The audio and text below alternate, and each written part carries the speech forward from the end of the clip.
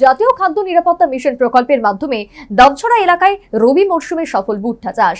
চাষিদের মুখে হাসির ঝিলিক। দামছড়া কৃষি মহকুমা কর্তৃপক্ষের মহতী উদ্যোগ। উত্তর ত্রিপুরা জেলার পানিসাগর মহকুমাধীন দামছড়া কৃষি মহকুমা। পাহাড়ি ও দুর্গম এই জনপদে মূলত রিয়াং জনজাতির বসবাস হলেও এলাকায় কিছু সংখ্যক মিজো ও মগ জনজাতির মিশ্র বসবাস। এলাকায় অধিকাংশই কৃষিজীবী। উঁচু নিচু টিলাভূমি বেষ্টিত দামছড়া কৃষি মহকুমায় চাষের সমতল ভূমির পরিমাণ নগণ্য। মূলত সংশ্লিষ্ট এলাকায় প্রায় 1000 হেক্টর জমিতে হয় জুম চাষ। জুমে ধান বেতে দ্বিতীয় উৎপাদিত ফসল ভুট্টা। উত্তর পূর্বাঞ্চল সহ ত্রিপুরা রাজ্যে খারিফ মৌসুমে বিভিন্ন এলাকায় ভুট্টা চাষ হলেও রবি মৌসুমে ভুট্টা চাষের প্রচলন নিহাত স্বল্প। এই পরিস্থিতিতে দামছড়া কৃষি মহকুমার তত্ত্বাবধানে ও সহযোগিতায় বিজ্ঞানসম্মত উপায়ে উন্নত প্রযুক্তির ব্যবহার করে রবি মৌসুমে এই দামছড়া কৃষি মহকুমা এলাকায় প্রায় 75 হেক্টর এলাকায় সফলতার সাথে বর্তমানে ভুট্টা চাষ হচ্ছে।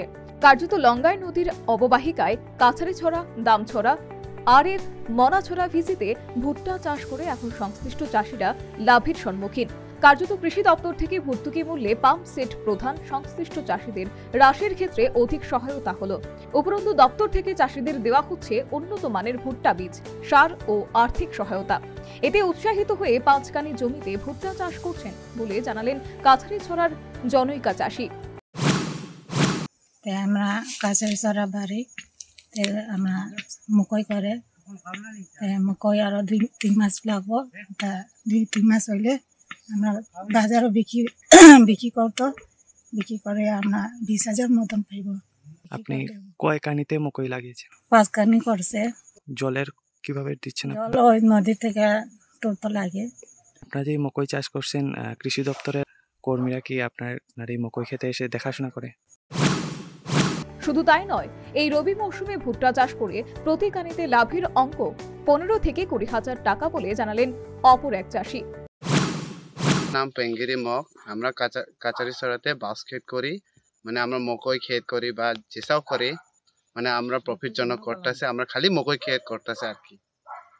আমরা মিনিমাম মকই খেতে নাইনে গেলে প্রফিট 15-20 হাজার আছে। কাহিনীতে প্রত্যেক কাহিনীতে 15-20 হাজার আছে। মানে পার পিস বেচতে হইলে আমার নাইনে গেলে 10 টাকা বেচা লাগে। 10 টাকা পার ফিট কম, মিনিমাম পার ফিট যায় 10 টাকা। মকই গাছ বা বীজ রোপণের কতদিন পরে সেই ফলনটা হয় বা বিক্রি করতে পারেন আপনারা? এটা মিনিমাম 3 মাস বা 4 মাস এর ভিতরে মানে আমরা মকইটা মানে বিকনে যায় আর কি। প্রফিট 3 মাস 4 মাস পরে। ভুট্টাকে স্থানীয় ভাষায় মুখইও বলা হয়ে থাকে। এই মুখই তথা ভুট্টা চাষে লাভের কথা জানিয়ে কৃষি দপ্তর কর্তাদের সক্রিয় সহানুভূতির কথা জানালেন সংশ্লিষ্ট অপর চাষি। বাড়ি হইলে দামছড়া, মগপাড়া, কাছারিছড়ার পরে আর এটা আমরা 5 বছর ধরে মকই ক্ষেত করে 5 কানি কাছাকাছি আছে। এটা কানি প্রতি নাই করলে 15 থেকে 20 হাজার তো আছে। আপনাদের লাভ হয়? হয়। মকই লাগানোর কতদিন পর ফলন পাওয়া যায়? মকই লাগানোর পরে তো 3 থেকে 4 মাস লাগে। এর ভিতরে পাই আর মানে 3 মাস, 3.5 মাস, 4 মাস এর ভিতরে খাইতে পাই। কৃষি দপ্তর আপনাদের খোঁজ খবর করে এসে? করে তো প্রায় আয়া মাঝে মাঝে তারা বিজি করে আয়। সপ্তাহ 10 দিন পরে তো একবার তো। কার্যত এই ক্ষেত্রে দামছড়া কৃষি মহকুমা দপ্তর কর্তৃপক্ষ যথেষ্ট তৎপর। এই ব্যাপারে স্বয়ং কৃষি ও কৃষক কল্যাণ দপ্তরের উত্তর ত্রিপুরা জেলার অধিকর্তা ধ্রুবজ্যোতি পাল এবং দামছড়া কৃষি মহকুমা তত্ত্বাবধায়ক বিজন শর্মার ভূমিকা প্রশংসনীয় বলে সংশ্লিষ্ট চাষিদের অভিমত। এক্ষেত্রে NFSM প্রকল্পের মাধ্যমে রবি মৌসুমে এই ভুট্টা চাষিদের উৎসাহিত করা হচ্ছে বলে জানালেন উত্তর ত্রিপুরা জেলার কৃষি ও কৃষক কল্যাণ দপ্তরের উপ অধিকর্তা ধ্রুবজ্যোতি পাল।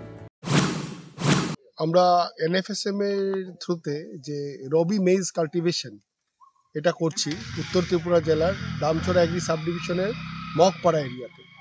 এখানটায় একটা আমরা টেকনোলজি অনেক ট্রান্সফার করি, কিন্তু ফার্মার্সরা তাদের মতো করে কিছু কিছু জিনিস অ্যাডপ্ট করে নেন। তার মধ্যে একটা হচ্ছে, এখানে আমি দেখাবার চেষ্টা করব যে অলরেডি এটা আমরা রেকর্ড করেছি এখানে, যে একই জায়গায় সোয়িং করার কথা একটা লাইনে আমরা প্ল্যান্টিং ডিস্টেন্স দিয়ে দিয়ে একটা করে সিড সোয়িং করি, কিন্তু এনারা কি করছেন, একটা পিটে 2টো করে সিড ওনারা এখানটায় দিচ্ছেন। এতে করে ওদের ইনকামটা, প্রফিটটা বাড়ছে।